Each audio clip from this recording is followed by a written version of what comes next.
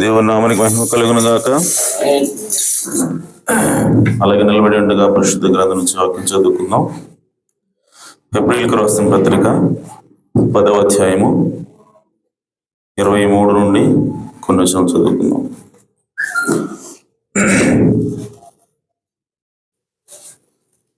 ఏప్రిల్కి రాసిన పత్రిక 10వ అధ్యాయము 23వ వచనం నుండి.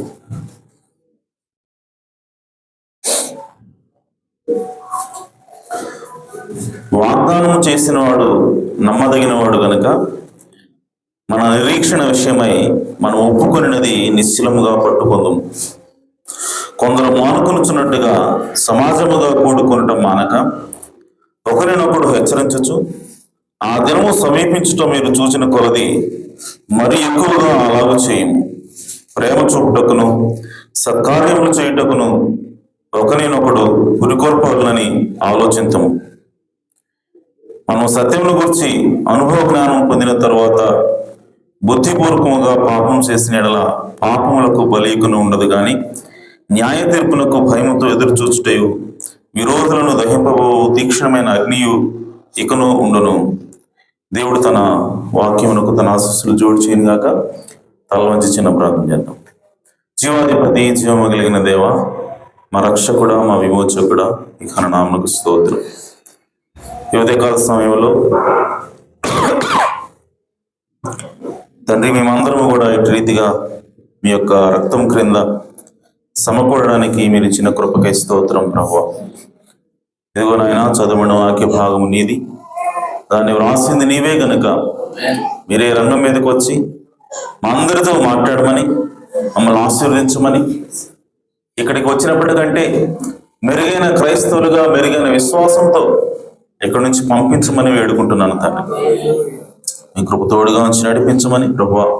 అల్పుడు నా యోగ్యుని తండ్రి, ఏం మాట్లాడాలి ఎలా మాట్లాడాలో నాకైతే తెలియదు, కానీ మీరే రంగం మీదకి వచ్చి మా అందరితో మాట్లాడమని, మమ్మల్ని దీవించమని మా ప్రభువును రక్షకుడు నేను యేసుక్రీస్తు నామములో ప్రార్థించడి వేడుకుంటున్నాను పరమ తండ్రి.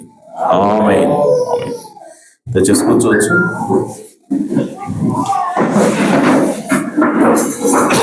Praise the Lord. హల్లెలూయా. చాలా సంతోషం. మరి అందరు బాగున్నారా? ఆమేన్. అందరు సంతోషంగా ఉన్నారా? హల్లెలూయా. చాలా సంతోషం. మరి సోదరు నతానేల్ని, మరి షారోన్ని చూడటం చాలా ఆనందకరం. సో ఇలాగే ప్రతి ఆదివారం, బుధవారం ఎప్పుడు సంఘం ఓపెన్ అయినప్పుడు ప్రతి ఒక్కరూ కూడా రావాలన్నది మరి దేవుని యొక్క వాక్యమైనది. హల్లెలూయా.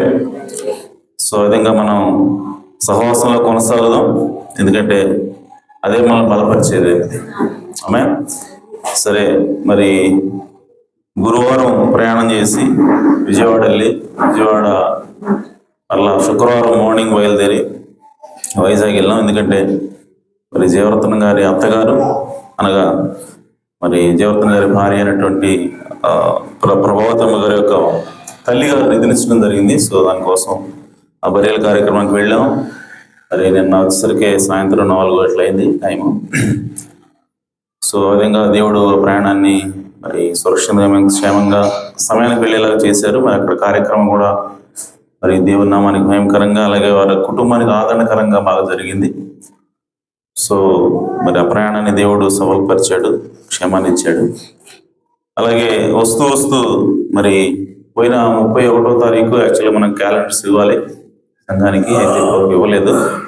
సో దానికి కారణం ఏంటంటే క్యాలెండర్స్ అన్ని ప్రింట్ అయినాయి, కానీ దాని కింద ఉన్న అడ్రస్ అనేది వేరే వాళ్ళ అడ్రస్ పడింది. సో దాని మీద మనం అంటించడానికి స్టిక్కర్స్ కావాలి, అవి లేవు. సో ఆ టైంకి అందలేదు, కాబట్టి వాటిని వస్తూ వస్తూ ప్రింట్ తీసుకొచ్చాను. మరి నైట్ సహోదరులందరూ కలిసి కూర్చుని వాటిని అంటించారు. సో క్యాలెండర్స్ కూడా రెడీ అయినాయి. మరి వెళ్ళేటప్పుడు మీరు ప్రార్థన అయిపోయిన తర్వాత వాటిని తీసుకోవచ్చు. సో దానికి మీరు అలాంటివి ఎలా చెల్లించాల్సిన అవసరం లేదు. అది సంఘం తరపున, సంఘంలో ఉన్నటువంటి డబ్బులు, ట్రెజరీలు ఉన్నట్టు వాటిని బట్టి అవి కొన్నాము, కాబట్టి మీరు దాన్ని పే చేయాల్సిన అవసరం లేదు. వెళ్ళేటప్పుడు తీసుకుని వెళ్ళండి. Okay, right. ఇంకా ప్రకటనల విషయానికి వస్తే ఇంకేమైనా ఉన్నాయా?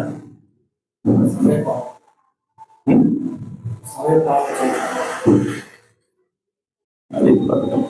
ఓకే, ట్రెజరర్ గారు చెప్తున్నారు, మరి సమయానికి రావాలని గుర్తు చేయండి ఒకసారి సంఘానికని.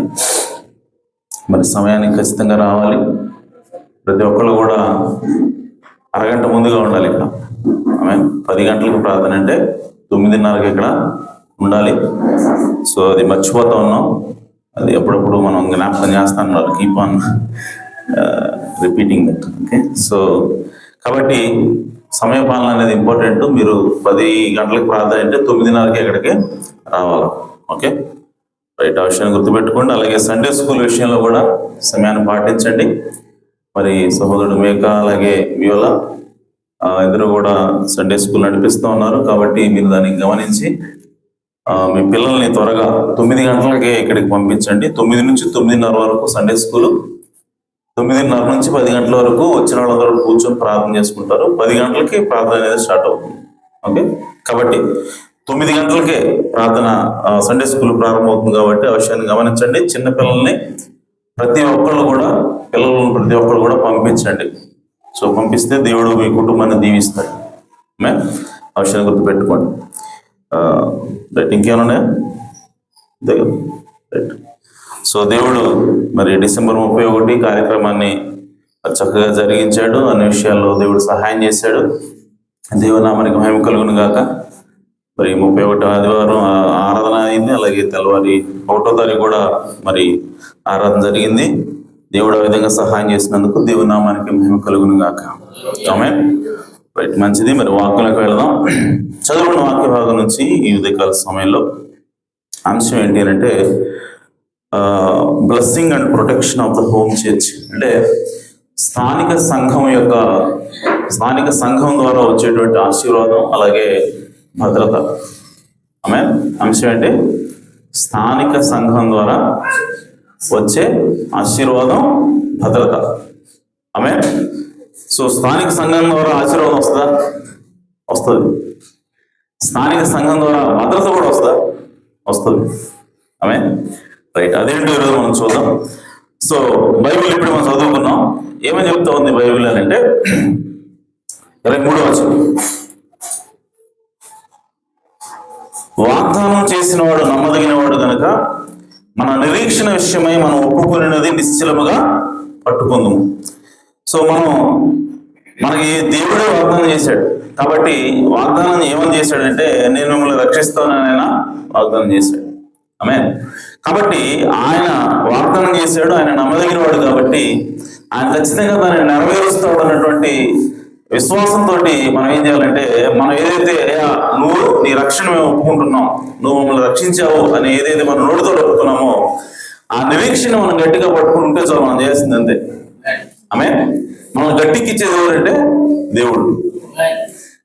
బైబిల్ ఏం చెప్తా ఉందంటే ఆయన నమ్మదగిన వాడు కనుక, వాగ్దానం చేసిన వాడు నమ్మదగిన వాడు కనుక మనం పట్టుకొని గట్టిగా నిశ్చలంగా ఉందాం. అంటే మనం రక్షించబడాలి అంటే నువ్వు చేయవలసింది ఏంటి అంటే, నువ్వు చనిపోవాల్సిన అవసరం లేదు, నువ్వు సిలువెక్కాల్సిన అవసరం లేదు, నువ్వు కష్టపడవసరం లేదు, నువ్వేమీ చేయాల్సిన అవసరం లేదు. నీవు రక్షించబడాలంటే నువ్వు చేయాల్సింది కేవలం విశ్వాసంతో దేవుడిని పట్టుకుని ఉండటమే, విశ్వాసంతో దేవుని మాటను పట్టుకుని ఉండటమే. ఆ మాట ఏమిటి అంటే, దేవుడు ఆల్రెడీ ఇదిగో నేను చేసినటువంటి ఆ ప్రాణత్యాగం వలన నేను మీకు రక్షణ ఇచ్చి ఉన్నానని చెప్పాడు. ఆ మాటను పట్టుకుని ఉంటే విశ్వాసంతో, ఆ విశ్వాసమే నిన్ను ఆవులగట్టుకు తీసుకెళ్తుంది. ఈ మధ్యలో ఎన్నో ఆటుపోట్లు వస్తూ ఉంటాయి, ఒడిదుడుకులు వస్తూ ఉంటాయి. అయినా సరే వాటి వైపు నువ్వు చూడొద్దు. కేవలం నీ హృదయంలో విశ్వాసాన్ని కలిగి ఉండు. ఆ మాటను గట్టిగా పట్టుకొని ఉండు. ఇక్కడ ఎన్ని అలలు వచ్చినా సరే, ఎన్ని తుఫానులు వచ్చినా సరే, ఎన్ని అలజడులు వచ్చినా సరే, వాటన్నిటి నుంచి కూడా నిన్ను దేవుడు పైకెత్తుతాడు. కాబట్టి మనము ఆ విధంగా విశ్వాసంతో ఉండాలని దేవుని వాక్యం తెలియజేస్తాం. అలాగే ఇంకా ఏం చేయాలంటే కొందరు మానుకొనుతున్నట్టుగా సమాజంలో కూడుకొనటం మానక ఒకరినొకడు హెచ్చరించు ఆ దినము సమీపించుట మీరు చూసిన కొలది మరి ఎక్కువగా అలాగూ చేయొచ్చు. ప్రేమ చూపుటకును సత్కార్యములు చేయుటకును ఒకరినొకడు పురుకొల్పోవాలని ఆలోచించము. ఇక్కడ సమాజంగా కూడుకోమని దేవుని వాక్యం చెప్తాం. అంటే సంఘానికి రావాలి, ఆదివారం చర్చికి రావాలి, బుధవారం చర్చికి రావాలి, అంటే ఎప్పుడెప్పుడు సంఘం కూడుకోమని ఆల్రెడీ బైబిల్ ద్వారాను అలాగే ప్రవక్త ద్వారాను మనం చెప్పబడి ఉన్నాము. ఆ రోజుల్లో మనం కూడుకుంటా ఉన్నాం. సో ఆ విధంగా కూడుకోవడం మానవతని బైబిల్ చెప్తున్నాం. హల్లెలూయా. చాలా మంది మేము సంఘానికి రావండి కానీ ఇంటి దగ్గరే ఉంటాం, మేము సంఘానికి వచ్చే వాక్యం ఉండండి మాకు ఇంటి దగ్గరే పుస్తకాలు ఉన్నాయి కాబట్టి మేము పుస్తకాలు చదువుతాం, మేము సంఘానికి రావండి కానీ మా దగ్గర టేబుల్ ఉన్నాయి టేబుల్ వింటాం. కానీ బైబిల్ ఏం చెప్తా ఉందంటే సమాజంగా కూడుకుంటాం మానవత్వం అని చెప్తా ఉంది. హల్లెలూయా. సో ఇంటింటిగా నువ్వు భక్తి చేయడం మంచిదే, అది చేసినంత మాత్రాన నువ్వు వర్తమానం చదవడం మంచిదే వ్యక్తిగతంగా, కానీ అది చేసినంత మాత్రాన సరిపోదు, నీవు ఖచ్చితంగా సమాజంగా కూడవలసిన అవసరం ఉందని బైబిల్ చెప్తాం. హల్లెలూయా.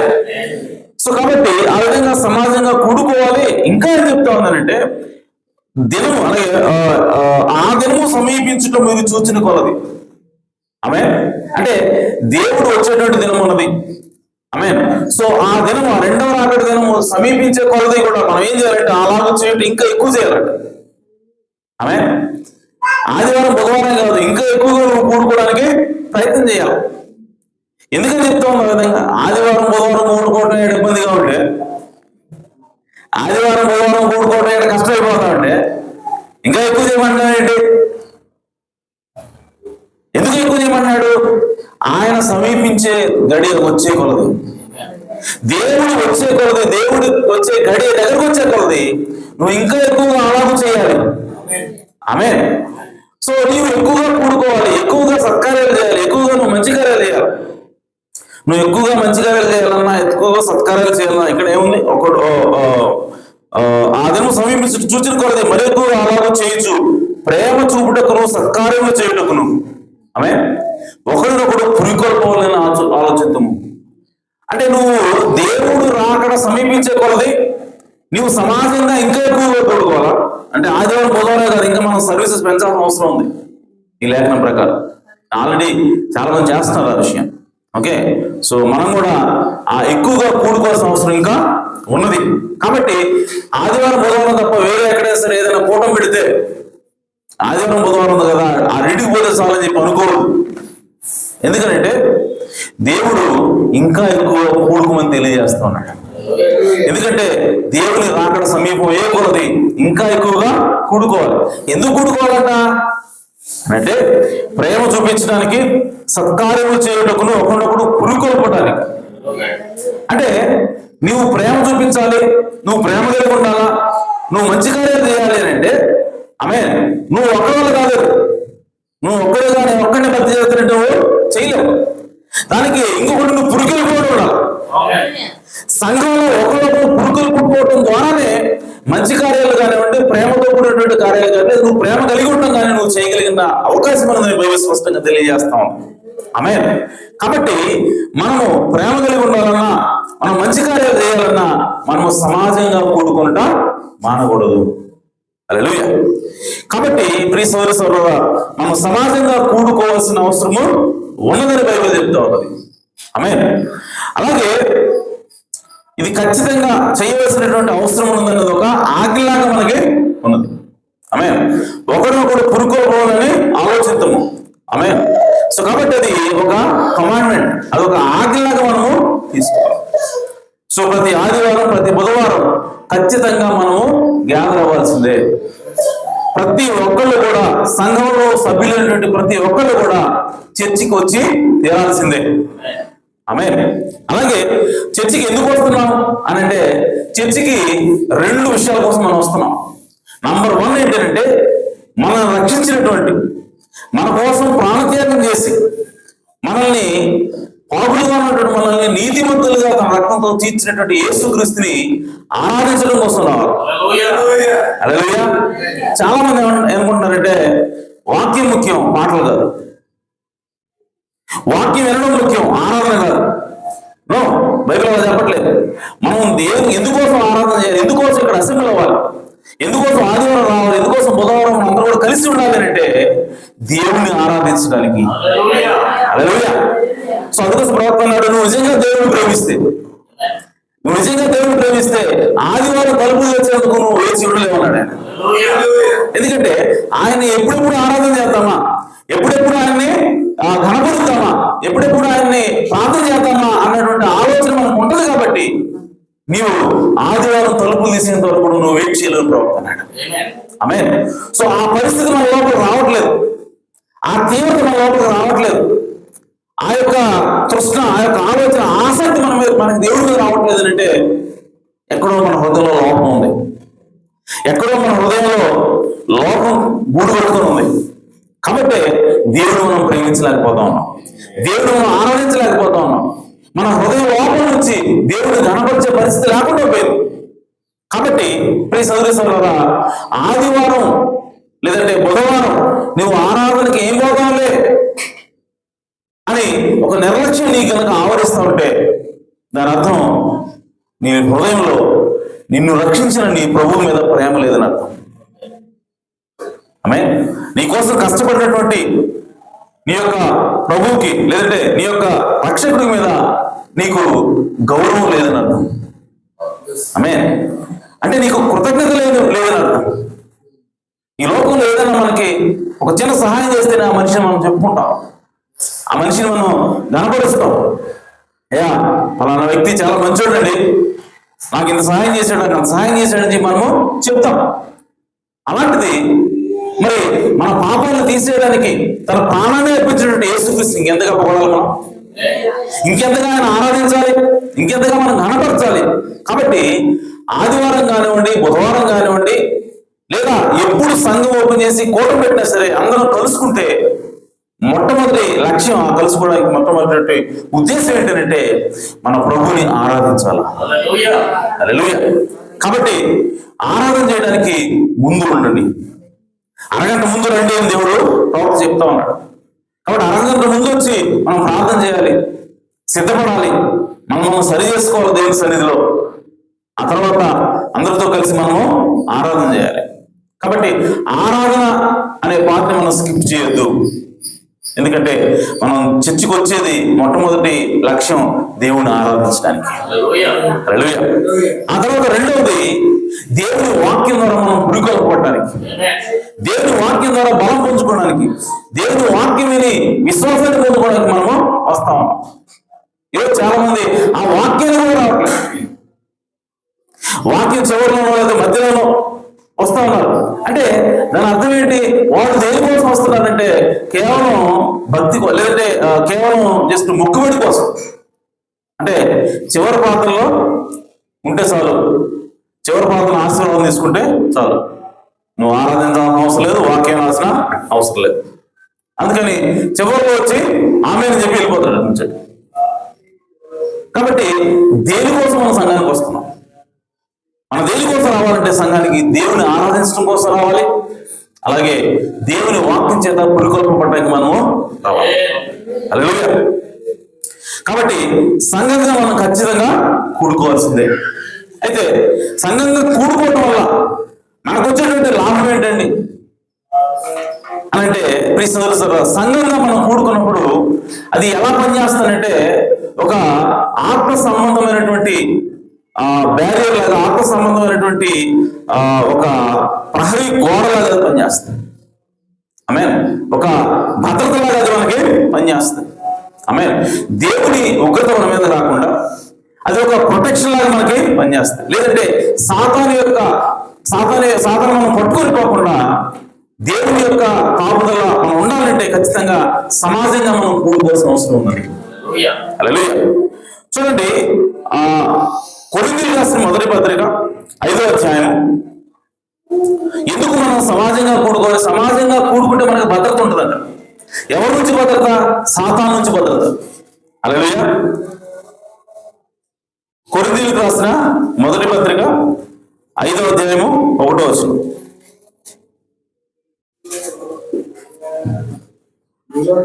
మీలో జాగ్రత్తగా ఉన్నదని వదంతి కలదు. మీలో ఒకడు తన తండ్రి భార్యను ఉంచుకున్నాడట, అట్టి జాగ్రత్తను అన్ని జనుల్లోనైనా జరగదు. ఇట్లు మీరు ఉప్పొంగుచున్నారే కానీ మీరు ఎంత మాత్రము దుఃఖపడి ఇలాంటి కార్యము చేసిన వారిని మీలో నుండి వెలివేసిన వారు కాదు. అంటే కొరింథీ సంఘంలో జాగ్రత్తం ఉన్నది, జాగ్రత్తం చేసేవాళ్ళు సంఘంలో ఉన్నారు. అయినా ఇంకా మేము భాషలు మాట్లాడుతున్నాం, ప్రవచిస్తున్నాం, మాకు వరాలు పని చేస్తున్నాయని చెప్పి వాళ్ళు ఇంకా ఎక్కువ గొప్పగా ఊహించుకుంటున్నారు. కానీ పౌలు గారు అంటున్నాడు, మీలో జాగ్రత్త ఉన్నదని వదంతి కలదు, తండ్రి వారిని ఉంచుకున్నాడంట. ఇలాంటి కార్యాలు అన్ని జిల్లాలో కూడా జరగవు కదా, అయినా సరే మీరు ఎలాగ ఒప్పుకుంటున్నారు? మీరు ఎంత మాత్రం దుఃఖపడి ఇలాంటి కార్యం చేసిన వారిని మీలో వెలివేసిన వారు కాదు. ఆమేన్. సో కాబట్టి అలాంటి కార్యాలు, వ్యభిచార కార్యాలు కానివ్వండి, ఓకే, సో ఇలాంటి జాగ్రత్త కార్యాలు ఇవన్నీ కూడా సంఘంలో ఉండకూడదని, ఒకవేళ సంఘంలో ఎవరైనా చేస్తుంటే దాని నుంచి వాళ్ళని మనం వెలివేయాల్సిన అవసరం ఉందని పౌలు గారు చెప్తున్నాడు. హల్లెలూయా. చూడండి, ఇక్కడ ఏదైనా ఒక సహోదరుడు లేదా ఒక సహోదరి తప్పు చేస్తున్నప్పుడు సంఘంలో వాడు, బయట గురించి కాదు. పౌలు గారు కింద చేస్తే ఏమంటాడంటే, నేను వెలుగుల గురించి మాట్లాడలేదు అంటాడు. నేను అన్నిలో ఉన్నటువంటి జాగ్రత్తల గురించి, అన్నిలో జరిగేటువంటి తప్పుల గురించి నేను మాట్లాడలేదు, సంఘంలో వాళ్ళ గురించి నేను మాట్లాడుతున్నాను. బయట వాళ్ళకి దేవుడు తీర్పు తీర్చును కాక, కానీ సంఘంలో మనం ఎవరు అంటే మనం దేవదూతలకే తీర్పు తీర్చేవాడు. ఆమేన్. ఈ లోకమంతటి కూడా తీర్పు తీర్చేది మనమే. సో అలాంటి మనలో ఇలాంటి జాగ్రత్తలు కానివ్వండి, ఇలాంటి అబద్ధాలు లేదు, ఇలాంటి ఏదైనా వాక్యానికి వ్యతిరేకమైనటువంటి కార్యాలు ఒక వ్యక్తి చేస్తున్నప్పుడు ఆ వ్యక్తి విషయంలో చర్య తీసుకోవాల్సిన బాధ్యత మన మీద పౌలు గారు అంటాడు. హల్లెలూయా. సో ఆయన ఏమంటాడంటే, అలా చేసే వాళ్ళని మీరు వెలివేయాలి అంటున్నాడు. ఇంకో మాట ఏమంటాడంటే, అలా చూసే వాళ్ళని, ఆయన చేసే వాళ్ళ దగ్గర పోయి ఫస్ట్ ఆ వ్యక్తికి చెప్పాలంట. ఎవరైనా సరే ఒక వ్యక్తి వ్యభిచారం చేస్తున్నాడని చెప్పి ఎవరో తెలిసింది లేదా చూసినప్పుడు ఆ వ్యక్తి వెంటనే ఏం చేయాలంటే ఎవరికి చెప్పకూడదు. గుర్తుంచుకోండి. ఇంకా అంటే వేరే పత్రికలో పౌలు గారు చెప్తున్న మాటలు నేను ఇక్కడ క్రోడీకిస్తాను. ఓకే, సో ఇది ఒక్కటే అయితే మనకి రాంగ్ వెళ్తుంది, ఇంకా డైరెక్ట్గా వెళ్ళేసేయండి అన్నట్టుగా ఉంటుంది. కానీ ప్రొసీజర్ ఎలా ఉందో చెప్తున్నాను. సో అందులో ఎవరైనా సరే ఒక వ్యక్తి తప్పు చేస్తా ఉన్నప్పుడు, తప్పు చేసినప్పుడు ఏం చేయాలంటే, ఏ వ్యక్తి అయితే చూస్తాడో లేదంటే ఏ వ్యక్తి అయితే ఫస్ట్ హ్యాండ్గా ఉన్నాడో ఆ వ్యక్తి వెళ్ళి ఇండివిజువల్గా రహస్యంగా ఆ వ్యక్తిని కలుసుకొని, సహోదరుడా నువ్వు ఇది చేయడం నేను చూసా, లేదంటే సహోదరుడా నువ్వు ఇది చేస్తున్నావు అని చెప్పి నాకు వినబడింది, ఓకే ఇది నిజమేనా, నువ్వు చేస్తున్నావా, లేదు నువ్వే డైరెక్ట్ చూసావు అనుకో, నేను చూశాను సహోదరుడా, ఓకే దీన్ని మానుకో, నువ్వు మార్చుకో అని ఆ సహోదరుడు చెప్పాలి ఫస్ట్. ఆమేన్. సో ఆ సహోదరుడు, సరే సహోదరుడా నేను చేసిన తప్పే, నేను దానికి బాధపడుతున్నాను, నేను మార్చుకుంటాను అని చెప్పి ఆ సహోదరుడు మార్పు పొందేనా, ఓకే. లేదు ఆ సహోదరుడు ఇంకా చేస్తా ఉన్నాడు, ఇంకా కంటిన్యూ చేస్తున్నాడు, అప్పుడు ఏం చేయాలంటే సంఘంలో ఉన్నటువంటి పెద్దలు తీసుకొని పోవాలి. ఆమేన్. వాళ్ళతో చెప్పి ఆ సహోదరుడి చేత చెప్పించాలి ఆ సహోదరుడికి. సో అప్పుడు కూడా అతను వినకపోతే అప్పుడు ఏం చేయాలంటే సంఘం అంతా కలిసి అతను వెలివేయాలని బైబిల్ చెప్తాం. హల్లెలూయా. సో ఇలా చేయడం వల్ల ఏమవుతా ఉంది అన్నప్పుడు కింద చదవండి ఒకసారి చూడండి. నేను దేహ విషయమై దూరంగా ఉన్నాను, ఆత్మ విషయమై సమీపంగా ఉండి మీతో కూడా ఉండినట్టుగానే ఇట్టి కార్యము ఎలాగ చేసిన వారిని గురించి ఇదివరకే తీర్పు తీర్చి ఉన్నాను. ఏమనగా ప్రభువైన యేసు దినమందు వారి ఆత్మ రక్షించబడినట్లు శరీరేచ్ఛలు నశించుటకై మన ప్రభువైన యేసుక్రీస్తు నామమున మీరును నా ఆత్మయు మన ప్రభువైన యేసుక్రీస్తు యొక్క బలముతో కూడి వచ్చినప్పుడు అట్టి వారిని సాతానుకు అప్పగింపవలెను. హల్లెలూయా. అంటే వెలివేయడం అంటే అర్థం ఏంటి? ఒక వ్యక్తి తప్పు చేస్తున్నాడు, చెప్పారు, ఒకవేళ చెప్పారు వినలేదు, పెద్దవేళ చెప్పారు వినలేదు, ఇప్పుడు సంఘం అంతా కలిసి అతన్ని వెలివేయాలి. వెలివేయడం అంటే అర్థం ఏంటంటే ఇక్కడ బైబిల్ చెప్తుంది అతన్ని సాతానుకు అప్పగించాలి. ఆమేన్. ఇంకా ఏం చెప్తున్నాడు అని అంటే వాని ఆత్మ రక్షించబడినట్లు 4-5 వచనాలు కలుస్తున్నాయి. ఓకే, ఏమనగా ప్రభువైన యేసు దినమందు వాని ఆత్మ రక్షించబడినట్లు శరీరేచ్ఛలు నశించుటకై, శరీరము అని అక్కడ శరీరేచ్ఛలు కాకుండా శరీరము నశించుటకై మన ప్రభువైన యేసుక్రీస్తు నామమున మీరును నా ఆత్మయు వారిని సాతానుకు అప్పగింపవాలి. అంటే సాతానుకు అప్పగించడం అంటే అర్థం ఏంటంటే అతన్ని శరీరం నాశనం ఉంటుంది, కానీ ఆత్మ మాత్రం రక్షించబడాలి. ఓకే, అంటే ఒక వ్యక్తిని వదిలేస్తున్నామంటే అర్థం ఏంటంటే అతని ఆత్మ రక్షించబడాలి, కానీ అతని యొక్క శరీరము శిక్షించబడాలి. సో సాతానికి అక్కడ అవకాశము రావాలంటే అతను మనము వెలేయాలి అంటున్నాడు. నేను అడుగుతున్నాను, అతను ఆల్రెడీ తప్పు చేస్తున్నాడు, ఓకే, వెళ్ళకపోతే సాతాను పట్టుకోలేడా? ఆమె వెళ్ళకపోతే సాతాను పట్టుకోలేడా? సాతాను రాలేడా? కానీ పౌలు గారు అన్నాడు, అతని ఆత్మ రక్షించబడినట్లు అతని శరీరము నశించినట్లు అతన్ని సాతానికి అప్పగించాలి. అంటే ఎంతసేపు అయితే సంఘము ఎత్తిపట్టుకుని ఉంటుందో అతన్ని, ఎంతసేపు అయితే సంఘము దాన్ని అనుస్తూ ఉంటుందో ఆ విషయాన్ని, అంతకాలం కూడా సాతాను రాలేదు. ఆమె కానీ ఎప్పుడైతే సంఘం దాన్ని వ్యతిరేకిస్తుందో, సంఘం తప్పు చెప్పుతుందో, అప్పుడు సాతాను మనం అప్పగించేట. అలాగే కాబట్టి అలాంటి కార్యాలని సంఘం సపోర్ట్ చేయకూడదు. సంఘం దానికి వ్యతిరేకంగా మాట్లాడాల్సిన అవసరం ఉండదు. ఎంతకాలం అయితే సంఘం సపోర్ట్ చేస్తో ఆ వ్యక్తికి ప్రొటెక్షన్ ఉంటుంది, ఆ వ్యక్తికి రక్షణ ఉంటుంది. అంటే సాతాను అతన్ని దాడి చేయకుండా, అతని మీదకి రాకుండా సంఘం అతను ప్రొటెక్ట్ చేస్తూ ఉంటుంది. ఆమె అంటే ఈ రకంగా దేవుని సంఘంలో అనగా స్థానిక సంఘంలో ఉన్నటువంటి వ్యక్తి మీద దేవుని కాపుదల ఉంటుంది. పౌలు అన్నాడు, ఆ కాపుదల తీసేయండి అన్నాడు. వాడు తప్పు చేశాడా, వాడు చెప్పిన వెళ్ళలేదా, ఆ కాపుదల తీసేయండి, దానికి వ్యతిరేకంగా మాట్లాడండి, ఓకే, మనం వెళ్ళేయండి. అప్పుడు సాతాను వచ్చేవాడు పట్టుకుంటాడు. ఆమె అంటే నీవు స్థానిక సంఘంలో ఉన్నావు అంటే, నువ్వు ఈ స్థానిక సంఘంలో సభ్యులు లేదంటే అర్థం ఏంటంటే యేసుక్రీస్తు యొక్క భద్రత నీకు ఉంటుంది. సాతాను నువ్వు పట్టుకోకుండా, సాతాను నువ్వు అమరించకుండా నీకు ఒక భద్రత అనేది ఉంటుంది. ఆమె కాబట్టి సంఘంగా కూడుకోవడం అర్థం ఏంటంటే దేవుని యొక్క భద్రతతో మనం ఉన్నట్లెక్క. ఆమె కాబట్టి మనం ఖచ్చితంగా ఏం చేయాలంటే సంఘంలో తప్పులు జరిగినప్పుడు వాటికి వ్యతిరేకంగా మనం మాట్లాడాల్సిన అవసరం ఉన్నది. ఆమె అలాగే ఇంకా ఏం చెప్తుంది కింద చదివితే, మీరు అతిశయపడటం మంచిది కాదు, పులిసిన పిండి కొంచెమైనను మొత్తంతో పులిసేనని మీరు ఎరుగురా. ఆమె సో అలాంటి వాడిని టాలరేట్ చేయడం వల్ల, అలాంటి వాడిని వదిలేయడం వల్ల ఏమవుతుందంటే అసలు మిగిలిన సంఘానికి కూడా సమస్యలు వచ్చే అవకాశం ఉంది.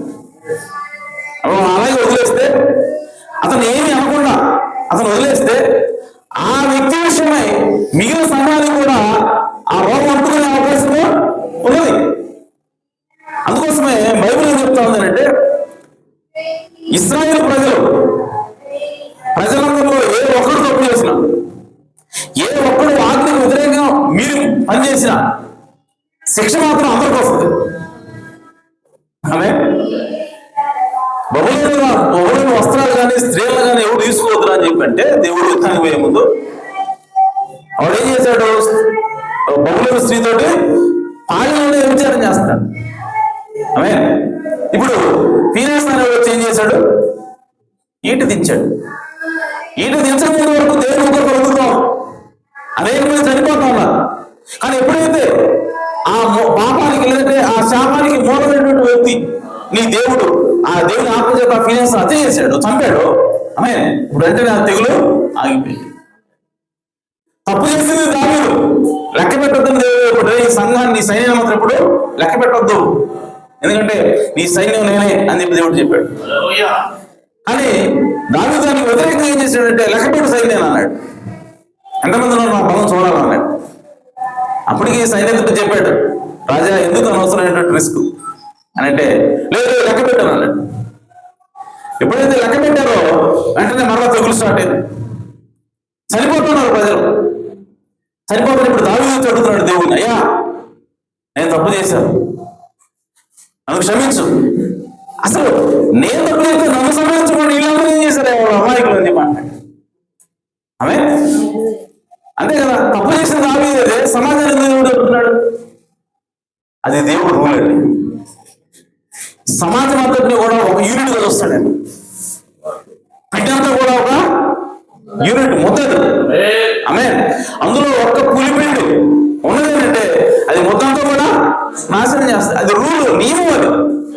అలాగే సంఘంలో మనం అనుకోవచ్చు, నేను ఒక్కడిని సరిగా లేకపోతే ఏమైంది, నేను ఒక్కడిని ప్రార్థన చేయకపోతే ఏమైంది, నేను ఒక్కడిని పాపం చేస్తే ఏమవుద్ది, ఆమె నేను ఒక్కడినే చక్కగా చర్చికి రాకపోతే ఏమైంది, నేను ఒక్కడినే కదా లేట్గా వస్తుంది, ఆమె అంతే కదా ఆలోచన.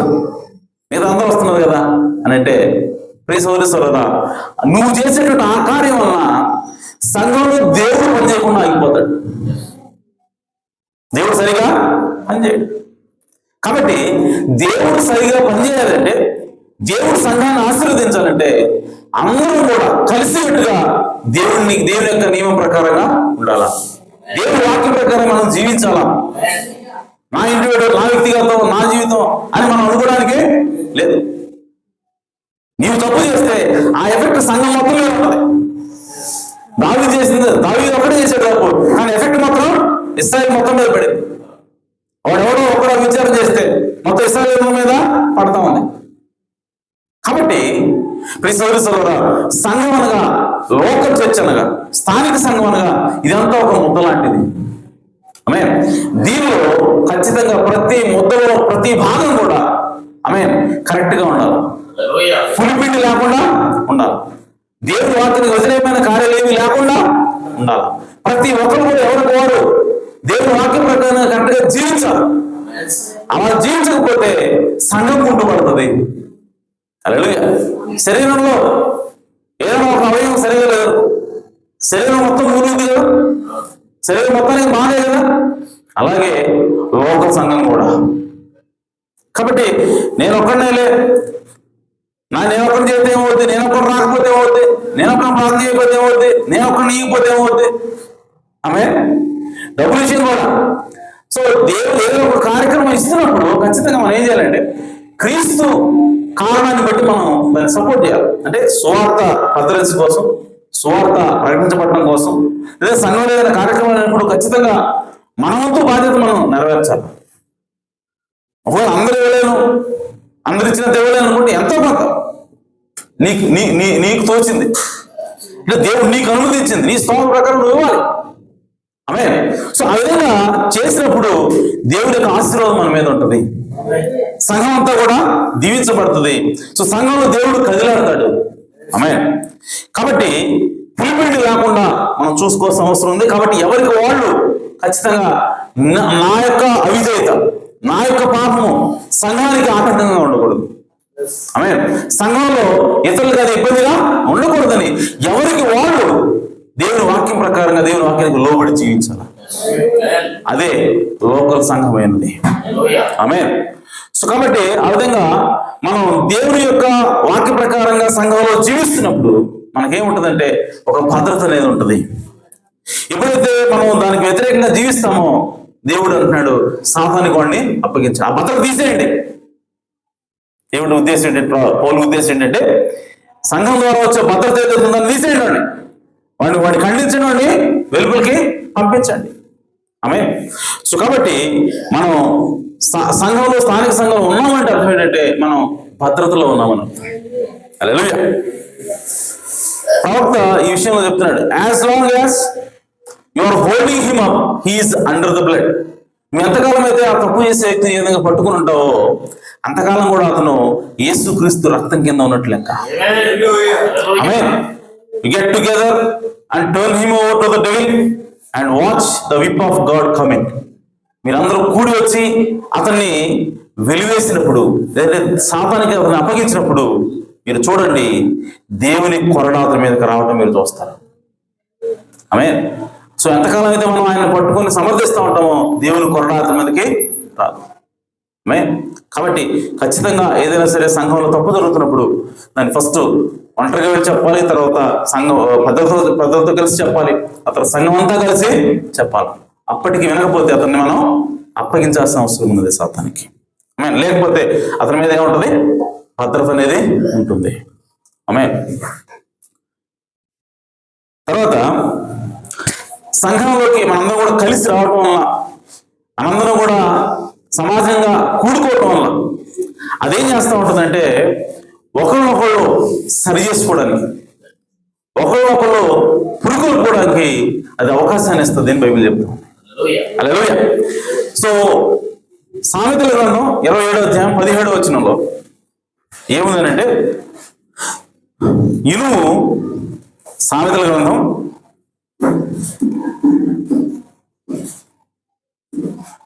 27వ అధ్యాయం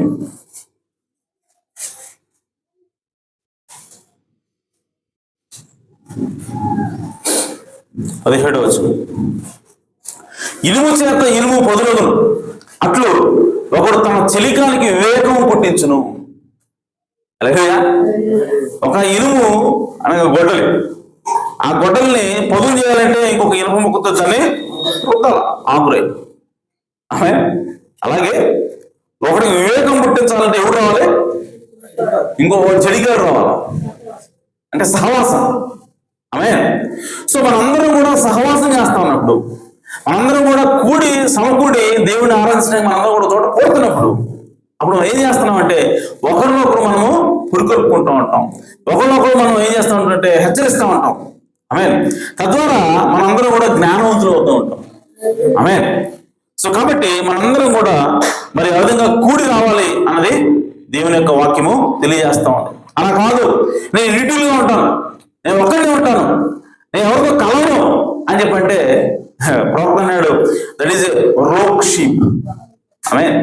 నేను ఎవరితో కలవను, ఓకే, నేను ఎవరితో మాట్లాడను, సంఘం ఒకరు నీతిమంతులు లేడు కాబట్టి నేను ఎవరితో మాట్లాడను అని అంటే, నేను సంఘానికి రాను, నేను సహవాసం చేయను, సంఘం ఏదైనా కార్యక్రమం తలపెడితే దాన్ని సపోర్ట్ చేయను. ఇలాగా మాట్లాడేవాళ్ళు ఎవరంటే వాళ్ళు ప్రవక్త రోక్ షీప్, అంటే ఎదిరించే గొర్రెలు, ఒంటరిగా ఉండే గొర్రె. ఒంటరిగా ఉంటే ఏమవుతుంది? గొర్రె ఒంటరిగా ఉంటే ఏమవుతుంది? ప్రమాదం దానికి. గొర్రె ఒంటరిగా ఉంటే కాపుదల ఉండదు. గొర్రె ఒంటరిగా ఉంటే చలికాలం వచ్చింది, చలి పెడతా ఉంది రాత్రిపూట, దానికి చలి వస్తుంది, ఆ చలికి చచ్చిపోయే ప్రమాదం కూడా ఉంది. అదే గుంపులో ఉందనుకో, ఇంకొక గొర్రె దగ్గర ఉండి వెచ్చగా ఉంటుంది, బతుకుతుంది. సో గొర్రె కనుక ఒంటరిగా ఉంటే అది సావటానికి చాలా కారణాలు ఉన్నాయి. ఇంకా గొర్రె ఒంటరిగా ఉంటే దానికి జుట్టు పెరుగుతూ ఉంటుంది, దాని ఉన్ని పెరుగుతూ ఉంటుంది. ప్రవక్త కొంతకాలం బాగానే ఉంటుంది, అది అందంగా ఉంటుందంట. జుట్టు పెరుగుతూ ఉంటే ఏముందిరా ఈ గొర్రె బొచ్చు అనుకుంటూ ఉంటారు. ఈ గొర్రె ఉన్ని చాలా బాగుంది, ఇది మంచి ఉన్నిది, ఏముందబ్బా ఈ గొర్రె మంచి మేలు చేతి గొర్రెలాగా ఉంది అనుకుంటారు. కానీ అది కనుక కత్తిరించేవాడి దగ్గర పోలేదనుకో, అదే కనుక విండోస్లో ఒంటరిగా ఉందనుకో, ఫెన్స్ లో లేకుండా మిగతా గొర్రెలు కలవకుండా ఒట్టగా ఉందనుకో, ఓకే, నా ఉన్ని బాగుందంటే అందరూ మెచ్చుకుంటున్నారు, నా జీవితం బాగుందంటే అందరూ మెచ్చుకుంటున్నారు, నేను పరిపూర్ణంగా ఉన్నానని చెప్పి అందరూ అంటున్నారు అని చెప్పి ఒంటరిగా ఉందనుకో, ఆ ఉన్ని ఏం చేస్తుంటే పెరిగి చివరికి దానికి బరువు అవుతుందంట, అది నడవలేని స్థితికి వస్తుందంట. చూడండి, నడవలేని స్థితికి వచ్చి అది దొరలని చివరికి అది ఆ ఉనికి మట్టి పెట్టుకొని బుర్రంటి అంత కూడా పేరుకుపోయి కరసకపోయి అంత కూడా గట్టిగా తయారై చివరికి ఆహారం తినడానికి కూడా ఓపిక లేక చచ్చిపోతుంది. గొర్రెకు ఉంది కానీ దాన్ని కత్తిరించేవాడి దగ్గర పోవలేదు. హల్లెలూయా. సో ప్రతి ఆదివారం ప్రతి బుధవారం దొడ్లోకి వస్తే కాపరి ద్వారా దేవుడు ఏం చేస్తాడు, దాన్ని చెక్కుతూ ఉంటాడు, దాన్ని కట్ చేస్తూ ఉంటాడు. తద్వారా ఆ గొర్రె బతుకుద్ది. కాబట్టి మనం బ్రతకాలి అంటే, ఈ లోకానికి మనం దూరంగా ఉండాలంటే, మనకి సరిపడా ఆహారం మనకు దొరకాలంటే, మనకి చలిగా ఉన్నప్పుడు ఈ లోకంలో ఉన్నటువంటి కుళ్ళు కుతంత్రం మనకి అంటకుండా ఉండాలంటే, ఈ లోకంలో మనం ఏమంటారంటే వణికి బిగుసుకుపోయి చావకుండా ఉండాలంటే మనం గొర్రెల దొడ్లోకి రావాలి. గొర్రెలతో మనం కలిసి ఉండాలి, సహవాసం చేయాలి, సమాజంగా కూడుకుంటా మానకూడదు. సో అప్పుడు మనకి వెట్ట అనేది వస్తుందని బైబిల్ తెలియజేస్తా ఉంది. హల్లెలూయా. కాబట్టి సమాజంగా కూడుకోవటం వల్ల మనం ఒకళ్ళొకళ్ళు పురుగొల్పుకోవడానికి ప్రేమ సహవాసం ఇవన్నీ కూడా మనం కలిసినప్పుడు మనం మాట్లాడుకుంటున్నప్పుడు అవన్నీ కూడా మరలా మనకి జ్ఞాపకం వస్తాయి. చూడండి, ఒంటరిగా ఉన్నప్పుడు ఒక రకంగా ఉంటుంది, 10 మందితో కలిస్తే ఆ ఎనర్జీ వేరు.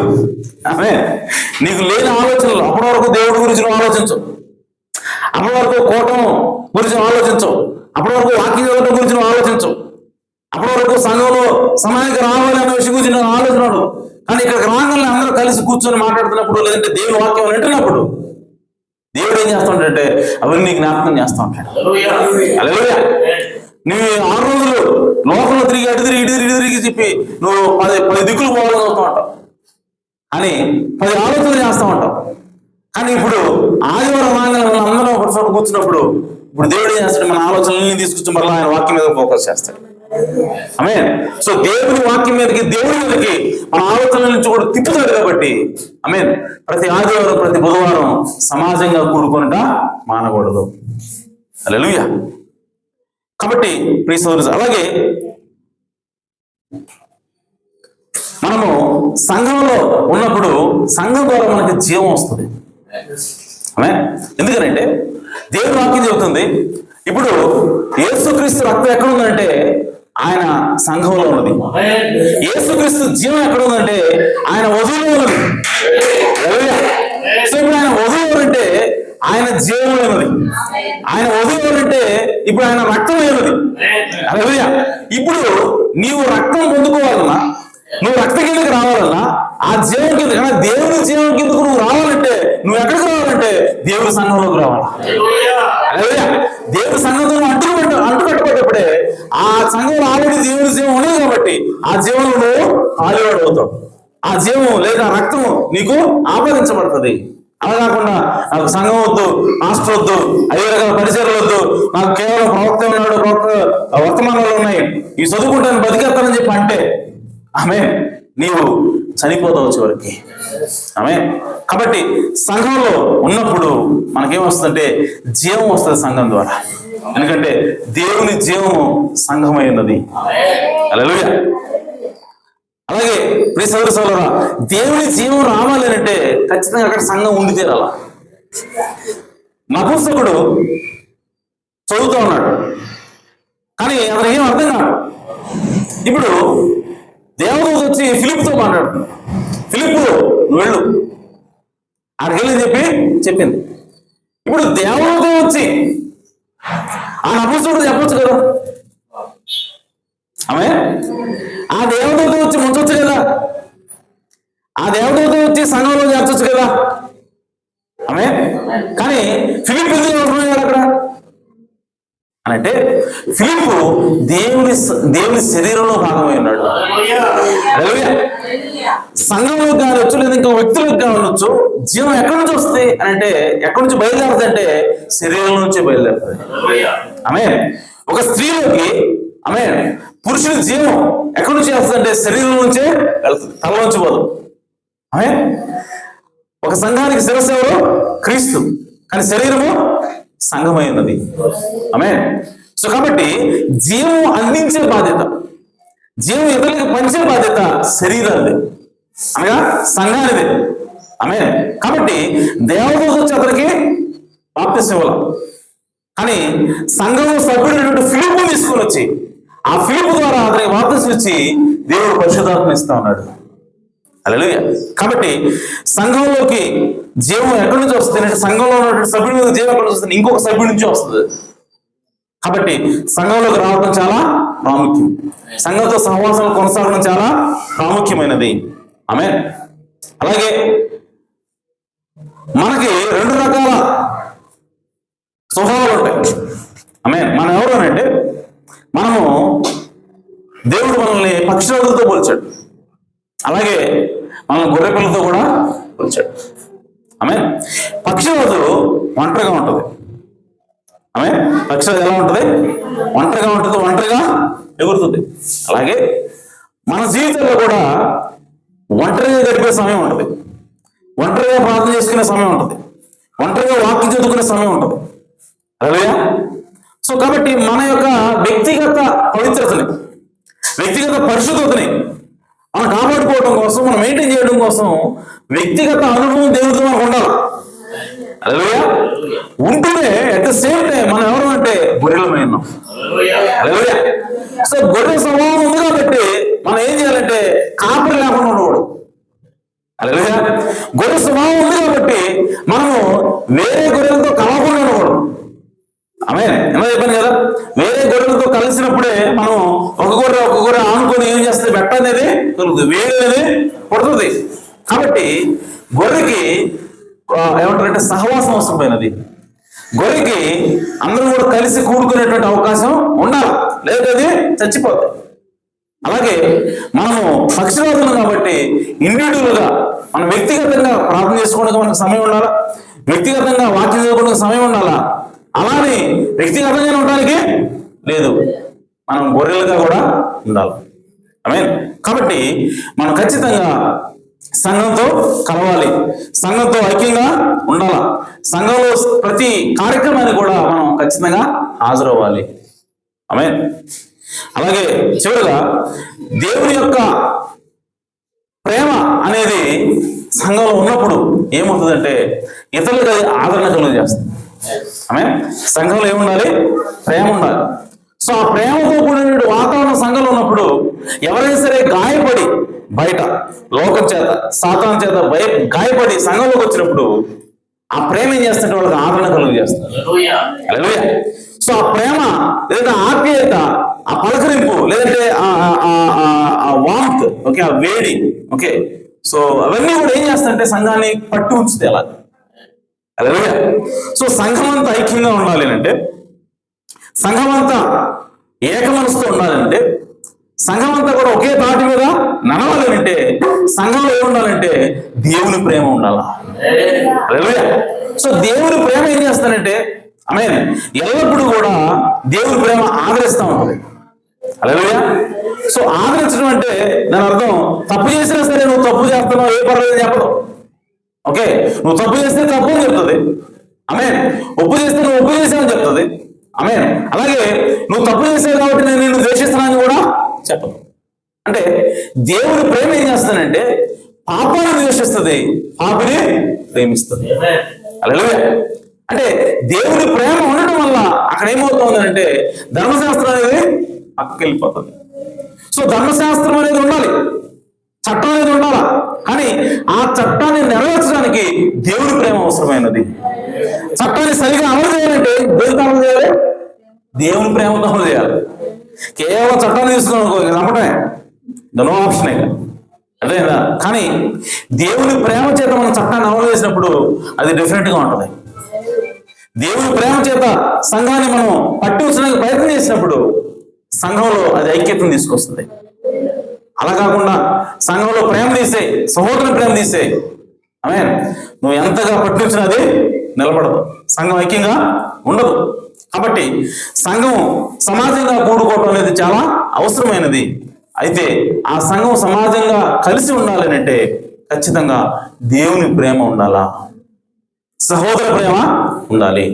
సహజంగా ఉన్నప్పుడే సంఘము ఐక్యంగా ఉంటుంది. అలాగే చివరిగా ఒక చెప్పి ముగిస్తాను. అదేంటంటే పొయ్యిలో బొగ్గులు ఉంటాయి, బొగ్గులు మండుతూ ఉంటాయి. ఒక బొగ్గు తీసి పక్కన పెట్టాము, ఏమవుద్ది, ఆరిపోద్ది, బూడిదైపోద్ది. కానీ అదే బొగ్గు మిగిలిన బొగ్గులతో ఉంటే అది కూడా కాలుతుంది, ఇంకా ఎక్కువ వేడి ఇస్తుంది. అలాగే సంఘంలో సభ్యులు కూడా. హల్లెలూయా. సో ప్రతి సభ్యుడు కూడా ఇంకొక సభ్యుడితో కలిసి ఉండాలా. ఉన్నప్పుడే వేడి వస్తుంది, ఉన్నప్పుడే ప్రేమ వస్తుంది, ఉన్నప్పుడే సహోదర ప్రేమ వస్తుంది, ఉన్నప్పుడే మంచి కార్యాలు చేయగలుగుతాం, పరిశుద్ధంగా జీవించగలుగుతాం, ఒకరినొకరు పురుగొల్పుకోగలుగుతాం. ఆమేన్. ఇంకొక మాట చెప్తున్నా, అదేంటంటే సంఘంలో ప్రతి ఒక్కళ్ళు ఒకేలా ఉండరండి. ఈ విషయం కూడా చెప్తున్నా, అందరూ ఒకలాగా ఉండరు. మనం అనుకుంటాం అందరూ ఒకలాగా ఉండాలి, నో, అందరూ ఒకలాగా ఉండరు.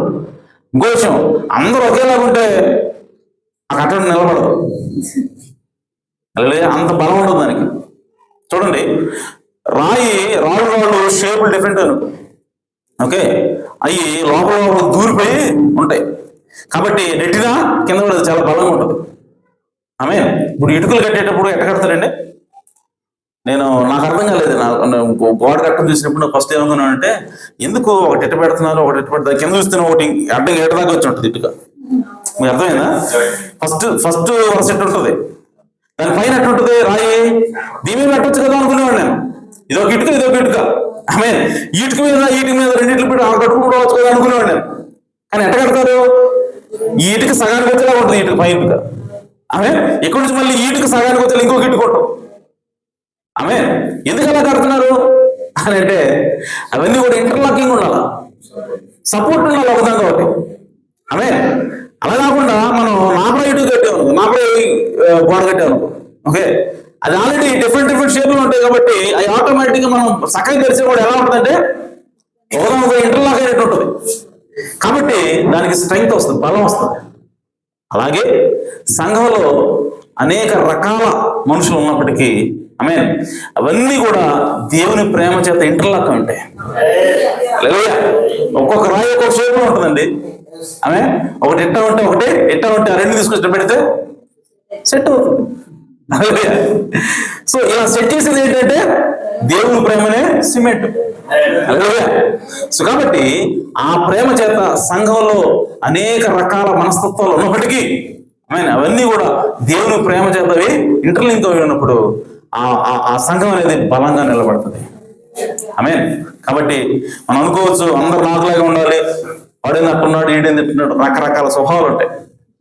అవన్నీ కూడా యాక్సెప్ట్ చేయాలి మనం, ఓకే, అవన్నీ కూడా అంగీకరించాలి. వాడు అంతే, నేను ఇంతే, నాకులా వాడు వాడిలాగా నేను, కానీ మనందరం కూడా కలిసి ఉండాలి.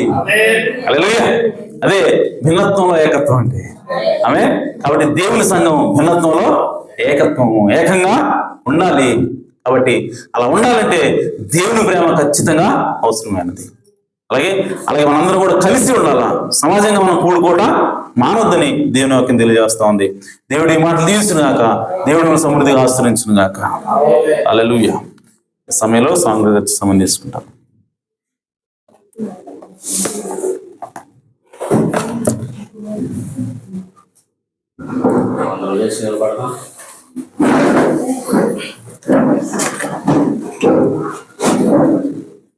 Hallelujah, hallelujah, hallelujah, hallelujah, hallelujah, hallelujah. స్తోత్రం. ఇదో బ్రహ్మములైన దాసుల గురించి మాతో మాట్లాడిన ప్రభా స్తోత్రం. సంఘానికి ఏం అవసరమైన ప్రభా ఎదిగిన దేవుడు నాకు ఈ మాతో మాట్లాడిన ప్రభా స్తోత్రం చేస్తాం. స్తోత్రం నాయన. సంఘానికి నా తండ్రి, స్థానిక సంఘంలో నాయన ఎటువంటి భద్రతలతో ఎటువంటి ఆశీర్వాదంతో మాకు తెలియజేస్తున్నాను. స్తోత్రం నాయన. సంఘం నాయన ఐక్యతగా ఉండాలని మాట్లాడే ప్రభువా, సంఘంలో ప్రతి ఒక్కరూ కూడా దేవుని యొక్క ప్రేమగా ఉండాలని తెలియజేసాం ప్రభు. అవును ప్రభు, ఈ ప్రేమ నాయన ఓ తండ్రి సంఘం కలిగి ఉంటుంది కాబట్టి నా తండ్రి ఏ ఒక్కరు కూడా నా తండ్రి మన ఒంటరిగా ఉండకూడదని ప్రభు మాట్లాడేది ఆయన. అవునయ్యా. సంఘానికి దేవుని శక్తి ఉన్నది, సంఘానికి దేవుని ప్రేమ ఉన్నది.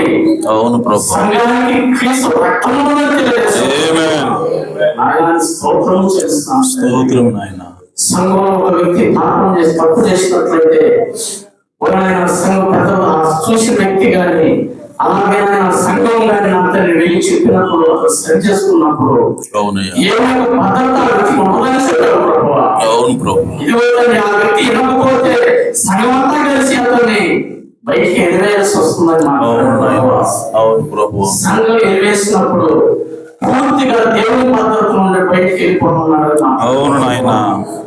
సంఘానికి ఎటువంటి శక్తులలో ఎటువంటి బలములతో తెలియజేసుకుంటున్నాడు. అవును ప్రభు. గొర్రెలైన ఒంటరిగా ఉన్నట్లయితే అనేక రకాలుగా దాని ప్రమాదం ఉందని చెప్పవుతుంది. అవును ప్రభు. ఇదిగో ప్రభు, ఆ గొర్రెలందరినీ చనిపోకుండా ఓతని ఎటువంటి రుచులు పడకుండా అతన్ని ఉండాలంటే గొర్రెలతో కలిసి ఉండాలని చెప్పవుతుంది. అవును ప్రభు.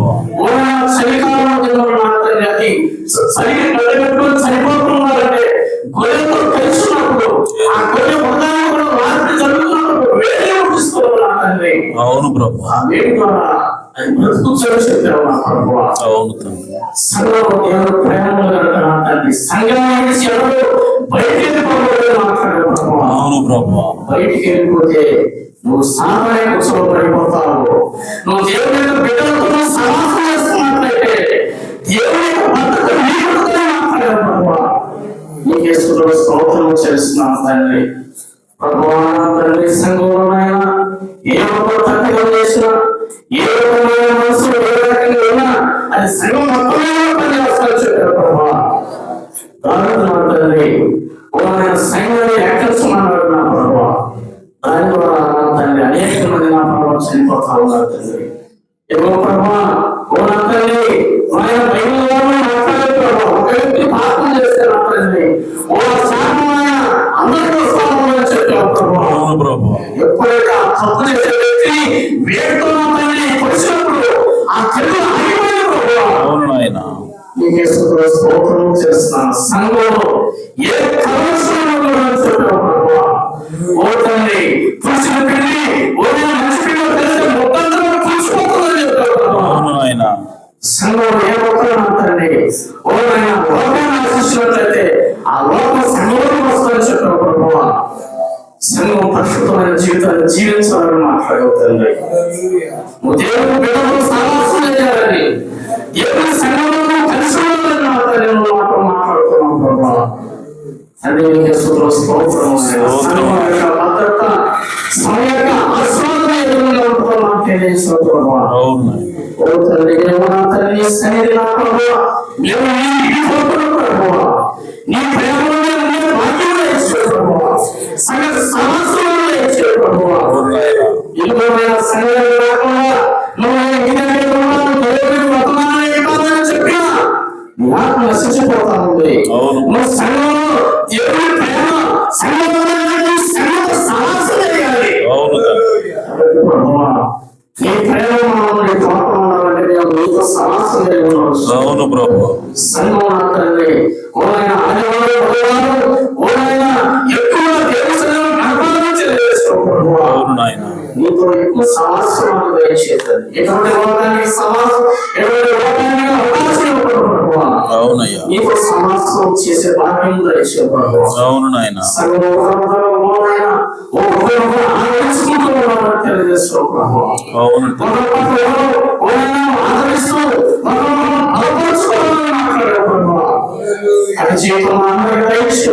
అవును నాయన. అవును తండ్రి. ప్రతి ఒక్కరు కూడా ప్రతి ఒక్కరు అది దేవుని యొక్క మహిమాత్మే ఉంటుందని మాట్లాడారు ప్రభావ. జీవించే జీవితంలో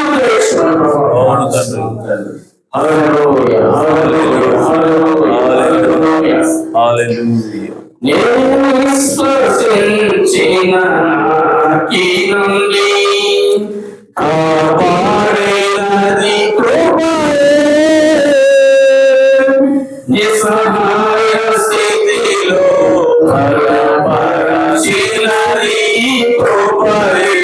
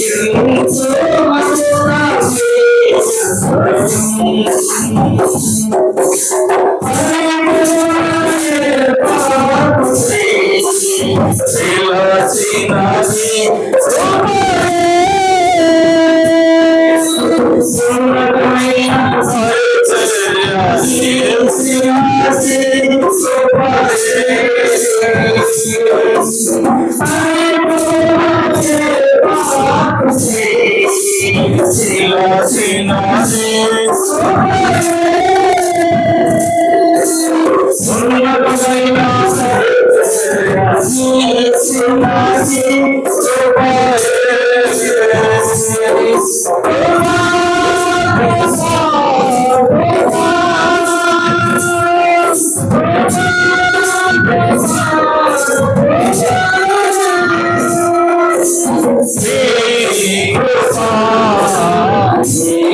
ఎంత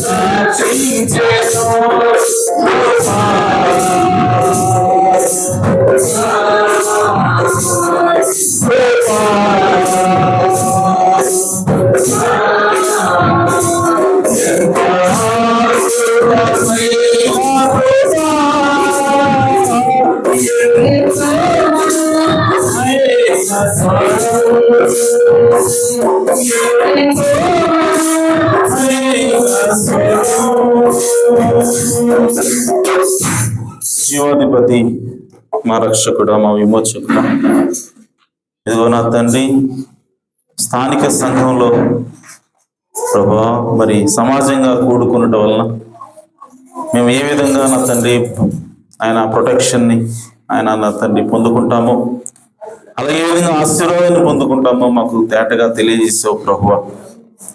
నిజమే నా తండ్రి, మేము ఒంటరిగా ఉన్నప్పుడు అయా నా తండ్రి శత్రువు మీద దాడి చేయడానికి అవకాశం ఉంటుంది నాయన. అయా మేము ఒంటరిగా ఉన్నప్పుడు మేము ఎల్లప్పుడూ కూడా శత్రువుకి లోకుగానే ఉంటాము ప్రభువా. కానీ ఎప్పుడైతే అయా నా తండ్రి సహవాసంలో మేము ఉంటామో, అయా నా తండ్రి సంఘంతో మేము ఎప్పుడైతే సహవాసం కలిగి ఉంటామో ప్రభువా, మా యొక్క క్రీస్తు యొక్క భద్రత ప్రభువా, అయా క్రీస్తు యొక్క రక్తం కింద మేము ఉంటామని మాతో మాట్లాడావు ప్రభువా. నిజంగా సంఘంలో ప్రభా సంఘంగా కూడుకోవటం, ఆదివారం బుధవారం నేను చర్చికి రావటం అన్నది చిన్న విషయం కాదని, నాలో ఎంతో భద్రత ఉందని మాతో మాట్లాడావు ప్రభువా. అయ్యా అందరి బట్టి మీ నామాన్ని స్తుతిస్తున్నాం తండ్రి. అయ్యా మేమందరం కూడా అయ్యా తండ్రి రాకడ దినం సమీపించే కొంది ఇంకా ఎక్కువగా కూడుకోవడానికి సహాయం చేయండి ప్రభువా. మాలో ఉన్నటువంటి నిర్లక్ష్యాన్ని, అలసత్వాన్ని తీసేవని ప్రార్థిస్తున్నాను. అయా విశ్వాసంలో అయా నా తండ్రి మమ్మల్ని ఆయన పురికొల్పమని ప్రార్థిస్తున్నాను తండ్రి. ఇంకా ఎక్కువగా ఆసక్తిగా అయా నా తండ్రి మీ సంఘానికి ప్రభువా, అయా నా తండ్రి సంఘంతో సహవాసం చేయడానికి అయా మేము ఆసక్తి చూపడానికి సహాయం చేయమని ప్రార్థిస్తున్నాను ప్రభువా. ఇదిగో నాయన, నిజంగా దేవుడిని ప్రేమిస్తే ఆదివారం తలుపులు తీసేంత వరకు నువ్వు ఆగలేవని మా ప్రార్థన తండ్రి. ఈరోజు అయా నా తండ్రి అది చల్లారిపోతూ ఉన్నది ప్రభువా. అయా నా తండ్రి ఆ ఆశ మాలో చిగురించమని ప్రార్థిస్తున్నాను తండ్రి. అయా నా తండ్రి మీ పట్ల ప్రేమను, మీ పట్ల ఆసక్తిని ప్రభువా మరలా పురికొల్పమని ప్రార్థిస్తున్నాను తండ్రి. సంఘము నాయన ఎక్స్పెక్టేషన్ తోటి, సంఘం ఆశతో ప్రభువా అయా మీ సన్నిధికి వచ్చినట్లుగా అయా తండ్రి సంఘం మిమ్మల్ని ఆరాధించడానికి, మీ నామాన్ని ఘనపరచడానికి సంఘానికి వచ్చినట్లుగా ప్రభువా సంఘానికి గ్రహింపును దయచేయమని ప్రార్థిస్తున్నాను ప్రభువా. ఇదిగో నా తండ్రి, గొర్రెలు ఒకదానికొకటి ఆనుకుని ఉన్నప్పుడే చల్లించేవి ప్రభువా రక్షించబడతాయి ప్రభువా. ఆ విధంగా మేము కూడా సాతాను యొక్క చల్లని ప్రభువా లోకపు గాలుల నుంచి నాయన, భయంకరమైన చలి నుంచి ప్రభువా మమ్మల్ని కాపాడబడాలి అంటే మేము సంఘముగా, ఐక్యముగా ప్రభువా సమాజంగా మేము కూడవలసిన అవసరం ఉన్నది ప్రభువా. ఇదిగో నా తండ్రి, ఆ విధంగా కూడటం వల్ల మేము దేవుని ప్రేమ ఎందుకు, సత్కార్యములు చేయటం ఎందుకు నిలకడగా ఉంటాం మేము వాక్యం సెలవిస్తాం అన్నది ప్రభువా. ఇదిగో నా తండ్రి, ఆ విధంగా సంఘమును ఐక్యపరచమని ప్రభువా, సహోదర ప్రేమను సంఘంలో ఉంచమని ప్రార్థిస్తున్నాను తండ్రి. క్రీస్తు ప్రేమను సంఘంలో ఉంచమని ప్రార్థిస్తున్నాను ప్రభువా. అయా మీ ప్రేమ అనేటువంటి అయా నా తండ్రి త్రాడుతో ప్రభువా సంఘమును ఐక్యముగా కట్టమని ప్రార్థిస్తున్నాను తండ్రి. అయా ఒకరి పట్ల ఒకరు అయా గౌరవం పెంచుకొని ప్రభువా, ఒకరినొకరు గౌరవించుకుంటూ ప్రభువా, ఒకరికంటే ఒకరు యోగ్యులను ఎంచుకుంటూ ప్రభువా ఈ సంఘం ఐక్యంగా ఉండునుగాక ప్రభువా. అయా నా తండ్రి, ఎటువంటి వాతావరణాన్ని, మంచి వాతావరణాన్ని ప్రభువా, ప్రేమతో కూడినటువంటి వాతావరణాన్ని ఈ సంఘంలో దయచేయమని, సృష్టించమని మా ప్రభువును రక్షకుడునైనా యేసు క్రీస్తు నామములో ప్రార్థించడి వేడుకుంటున్నాను పరమ తండ్రి. ఆమేన్. మన ప్రభువైన యేసుక్రీస్తు వారి కృపా సమాధానం సకల పరిశుద్ధులకు కూడిన మనందరకు సదాకాలం తోడని నడిపించును గాక. ఆమేన్. ఒకటి ముగించబడింది. అందరికి వందనాలు. క్యాలెండర్స్ ఉన్నాయి, క్యాలెండర్స్ తీసుకొని డిస్పర్స్ అవ్వండి.